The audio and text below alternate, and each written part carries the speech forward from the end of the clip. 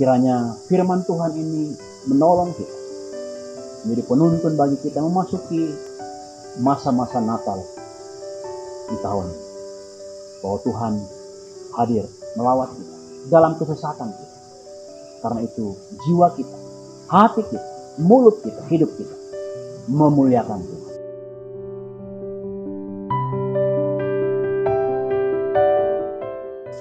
Shalom, selamat berjumpa lagi dalam acara Biak Berbagi Inspirasi Alkitab edisi 19 Desember 2021. Dari keseluruhan pembacaan firman Tuhan di minggu ini, kita akan merenungkannya dalam satu tema, jiwaku memuliakan Tuhan.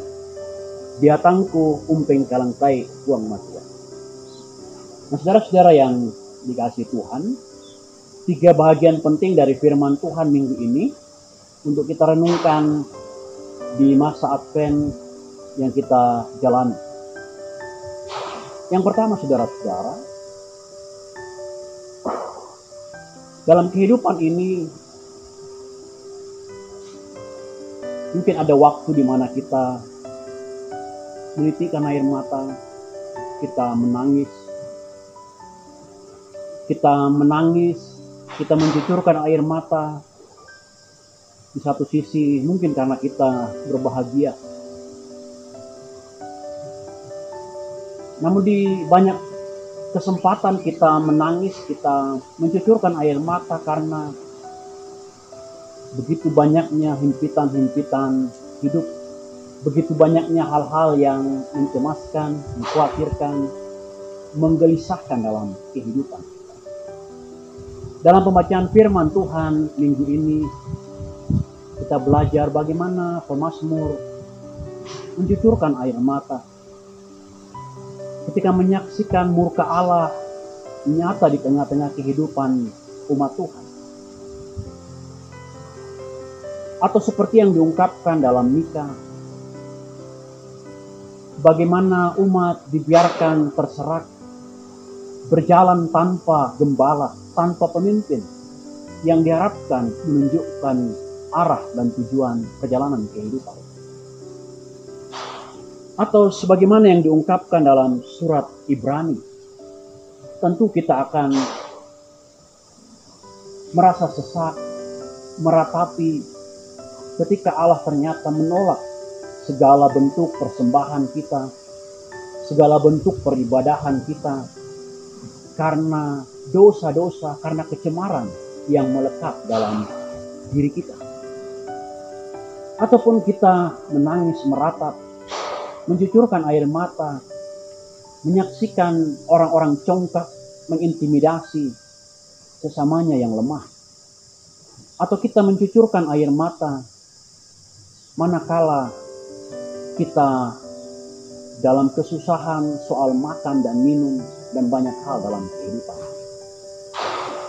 Nah, saudara-saudara, dalam realitas yang seperti itu, bahwa banyak persoalan-persoalan hidup, pergumulan-pergumulan hidup, baik dalam relasi kita dengan Tuhan dan relasi kita dengan sesama, membuat kita mencucurkan air mata, membuat kita merasa sedih dan sesak. Pertanyaan kita kemudian, apa pengharapan kita di tengah-tengah situasi yang demikian itu? Hal yang kedua dari firman Tuhan minggu ini mengajar kita tentang pengharapan yang terletak pada diri Allah. Bahwa hanya Allah lah yang sanggup membebaskan kita. Hanya Allah saja yang sanggup memulihkan kita, menyelamatkan kita.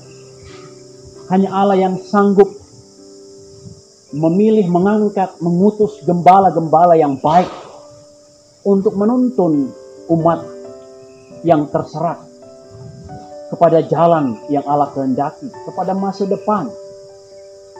Sebagaimana yang disaksikan dalam kitab Mika, bahwa Allah sendiri akan mengangkat gembala-gembala bagi umat yang terserak, tercerai-berai karena ketiadaan pemimpin.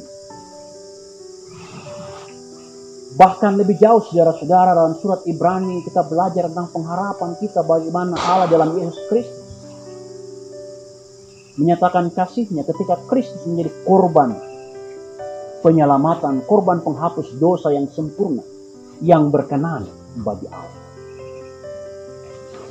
Saudara-saudara yang dikasihi Tuhan, Allah yang kita percaya dalam Yesus Kristus adalah Allah yang selalu ingat akan perjanjiannya. Ingat akan perjanjiannya kepada umat pilihannya, kepada orang-orang yang dikasihinya.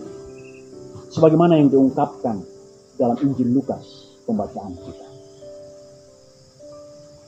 Itu berarti saudara-saudara, hanya Allah yang sanggup menghapus air mata kita.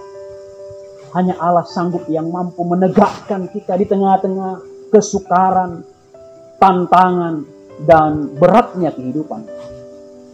Hanya Allah yang sanggup menghadirkan gembala, bahkan menjadi gembala yang benar di dalam Yesus Kristus, untuk memastikan kita senantiasa terhubung dengannya dan memastikan kita berjalan pada jalan yang Ia kehendaki. Nah, saudara-saudara yang dikasihi Tuhan, kalau hanya Allah yang sanggup menghapus air mata kita, kalau hanya Allah yang sanggup membebaskan kita, menyelamatkan kita, dan kalau di dalam Kristus Allah menyediakan kurban yang sempurna untuk keselamatan kita, apa yang mesti kita nyatakan? Hari ini kita belajar seperti Maria, jiwaku memuliakan Tuhan. Kita mau memuliakan Tuhan saja dalam hidup ini. Bahwa Tuhan itu adalah penolong, pemelihara. Tuhan itu setia pada janjinya. Tuhan itu ingat kepada kita, orang-orang yang dikasihinya.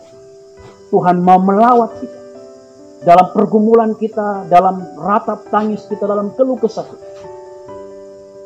Tuhan mau memastikan saudara dan saya senantiasa merasakan hadirat-Nya, lawatannya, pemeliharaannya, sekalipun kita berada dalam pergumulan yang berat. Nah, saudara-saudara yang dikasihi Tuhan, firman Tuhan hari ini juga mengajar kita untuk senantiasa berseru kepada-Nya, percaya kepada-Nya di tengah-tengah kesukaran-kesukaran hidup. Biarlah jiwa kita, hati kita, hidup kita senantiasa memuliakan Tuhan. Allah yang melawat kita, Allah yang menjumpai kita, Allah yang mau kita mengalami damai sejahtera, keselamatan, pemulihan yang daripadanya. Kiranya firman Tuhan ini menolong kita, menjadi penuntun bagi kita memasuki masa-masa Natal di tahun ini. Bahwa Tuhan hadir melawat kita dalam kesesatan kita. Karena itu jiwa kita, hati kita, mulut kita, hidup kita memuliakan Tuhan. Roh Kudus menolong saudara dan saya. Haleluya. Amin.